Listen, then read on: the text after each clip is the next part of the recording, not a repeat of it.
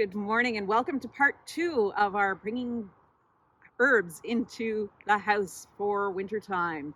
And last time we looked at sage, and I thought I would show you how our little cutting is doing. Just to start off, we've got some new leaves. They're just starting to split apart, so that is one happy little sage plant so far. We've been keeping them nicely misted. The seeds haven't shown anything yet, so we left them behind for today. Today's topic is going to be basil or basil, whichever you prefer. Both are correct, both are fine. And I rescued this one. I got this one actually from a farmer's market, and it came with roots on, so I have potted the rest of it, but I took cuttings because that's one way you can propagate basil. I only just got this, I only just did this, so there are no roots just yet, but there are plants that will just happily propagate in water.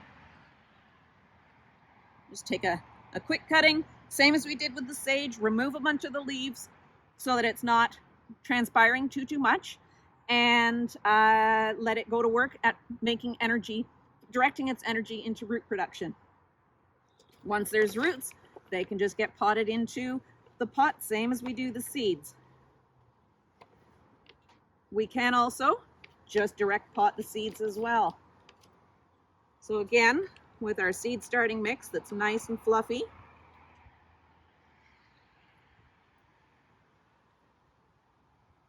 it's not as damp as it was the other day, so I am going to pre-moisten a little bit more today. Make a mess while I'm at it.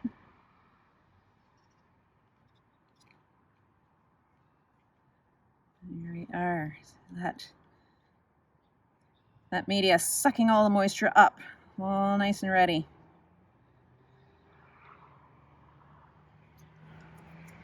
Now with basil, we can put a bunch of seeds in the same pot because it's okay to be a little bit crowded with itself. Remember, with the sage, we were going for just a few, and we'll pluck out the lesser of the sproutlings. There's the teeny tiny little basil seeds.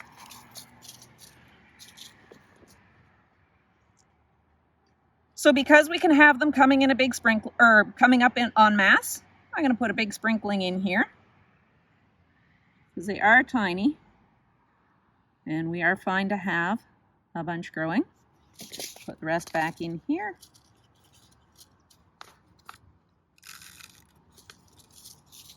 Put a little bit more, just a little bit of soil mix on top and pat it down. And again, forgot to mention, the seedling starter mix is already in the water ahead of time, and we can just water that in. Now, a seed contains all the nutrients that the little plant needs to get going all on its own. So technically a fertilizer isn't needed to get it started, but as soon as the first true leaves are out, then the seed has expended all of its energy. The plant has used up all of the stores, and that's why I like having the fertilizer already in there. Soilless mediums don't have much in the way of nutrients on their own, so you're going to need to be adding some. The second method of propagating seeds is using jiffy pellets or peat pellets or coir pellets, something of that matter. And the reason I bring this up is because I did make quite a bit of mess while I was planting up with the seeds. So this is a tidy way of sprouting seeds. We just take our peat pellets,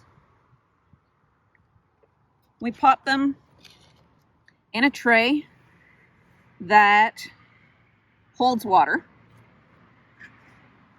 and we fill them up.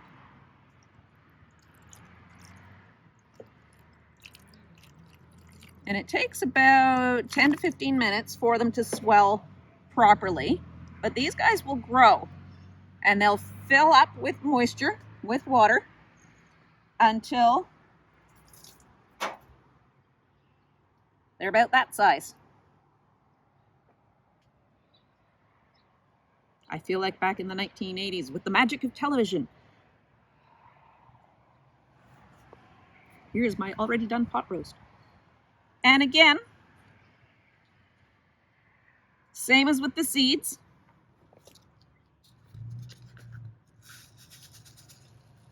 I'll only put a couple of them in this one. Move the netting back.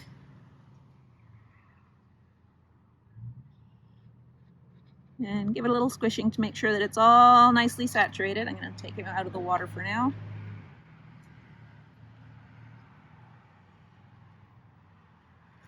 Put my seeds in.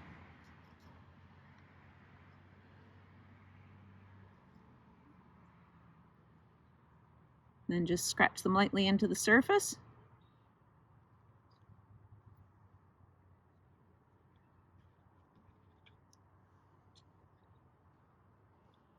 Once it's done,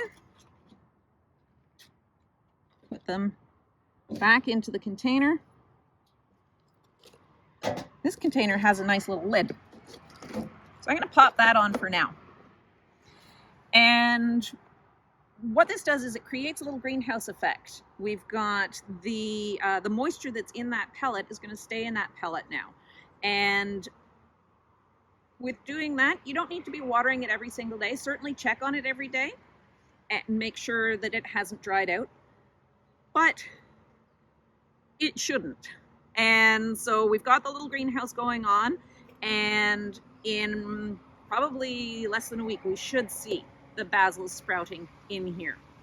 And the same thing with any of your sprouts. Make sure that they are staying nicely moistened. The seeds are near the top. The top is what's going to dry out quickest, so make sure that you're spritzing any exposed soil every day. Just check on the ones in a dome. Thanks very much, and we'll talk more next week.